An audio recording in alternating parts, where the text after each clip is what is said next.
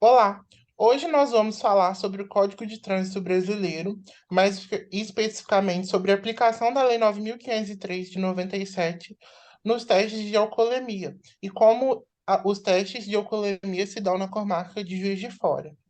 Em um primeiro momento, vale ressaltar que com a Lei 9.503 de 97, o legislador ele vai buscar não só prever novos tipos, mas também majorar alguns tipos já existentes, a fim de que seja visada uma importância da tutela desses bens jurídicos, que são bens jurídicos valorados, muito valorados, ao ver do ordenamento jurídico brasileiro, que são a vida, a integridade física e a incolumidade pública.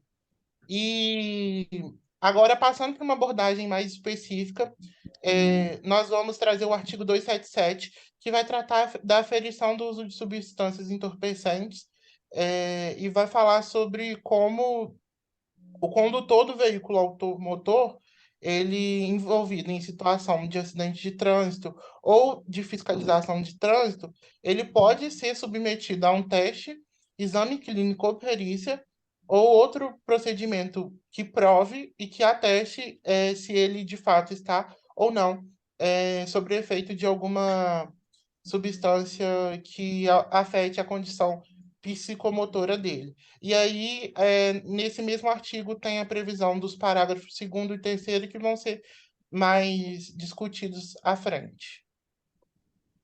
O artigo 306 do CTB, ele dispõe sobre o crime de embriaguez ao volante. Conduzir veículo automotor com capacidade psicomotora alterada em razão da influência de álcool ou de outra substância psicoativa que determine dependência. A pena é uma detenção de 6 meses a 3 anos, multa e suspensão ou proibição de se obter a licença para dirigir veículo automotor. Falando um pouquinho mais do tipo penal, é um crime comum de perigo abstrato, tutela a segurança viária, integridade física, a saúde e a vida das pessoas. O sujeito passivo é a coletividade, é um crime formal e a pena mínima permite a aplicação do acordo de não persecução penal ou do SUSPRO. O interessante desse tipo penal é que o simples fato do condutor ele estar sob a influência de álcool ou de outra substância psicoativa já configura crime.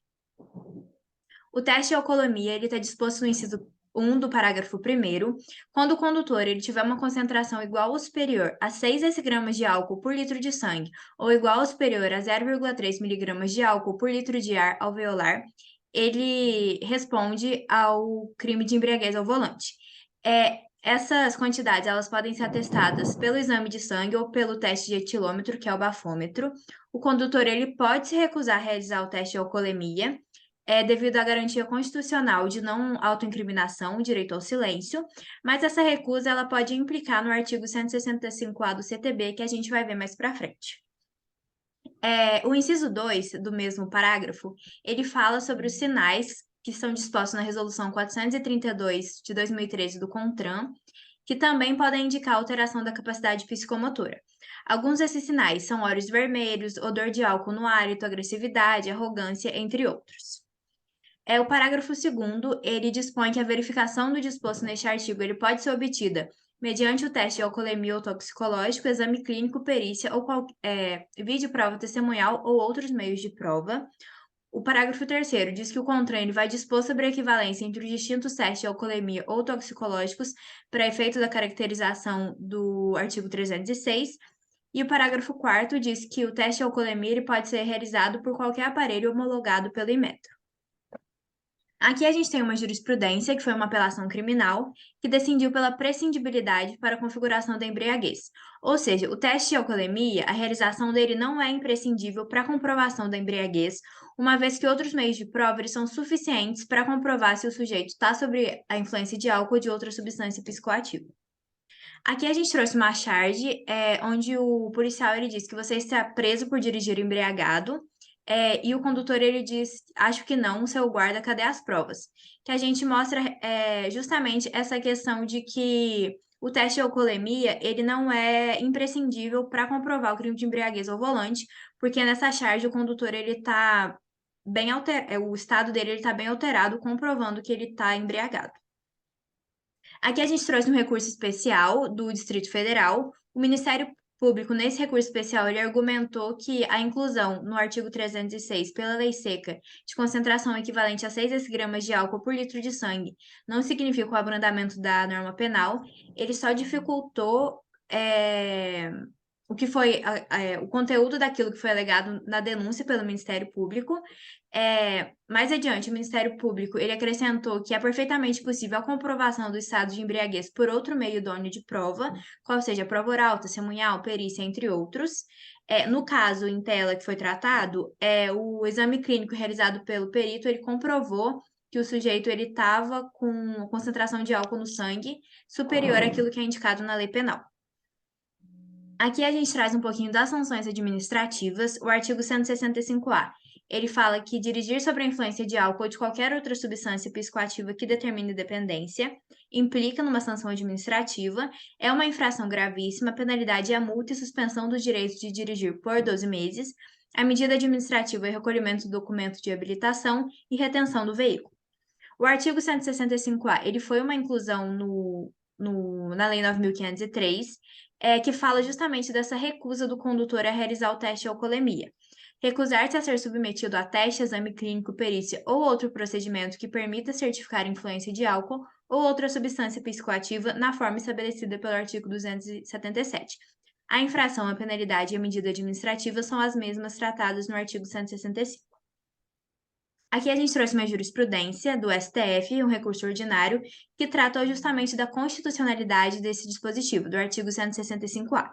Porque muito se discutia se ele não ia de encontro ao direito ao silêncio da Constituição e também ao princípio da individualização da pena.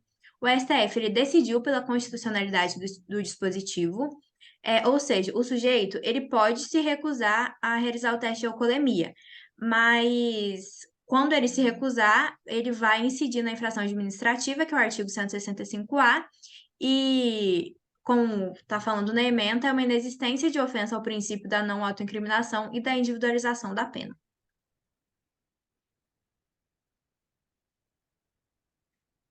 Como já foi abordado, o artigo 306, ele dispõe sobre uma pena de 6 meses a 3 anos, e justamente por essa pena inicial, pelo menor potencial ofensivo, quando for averiguado que essa é a pena a ser aplicada, a gente tem duas possibilidades outras de sanção, que é o SUSPRO ou o acordo de não persecução penal.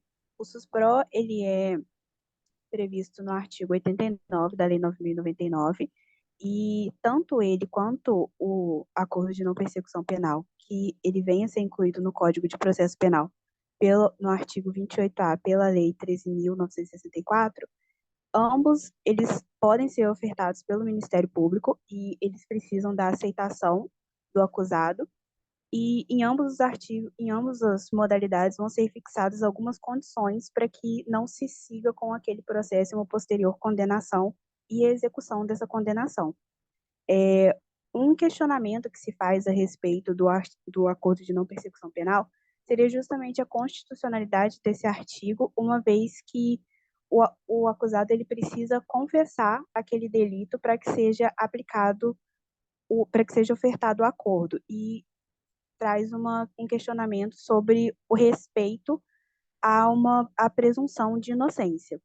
Mas o que a gente pode presumir da análise desses artigos é justamente que eles cumprem uma função de prevenção da reincidência e também uma função pedagógica da pena, uma vez que entende-se que aquela pessoa ela não vai voltar a cometer essas infrações justamente porque, uma vez que ela seja reincidente nesse crime, ela não vai mais poder ser beneficiada por esses dispositivos.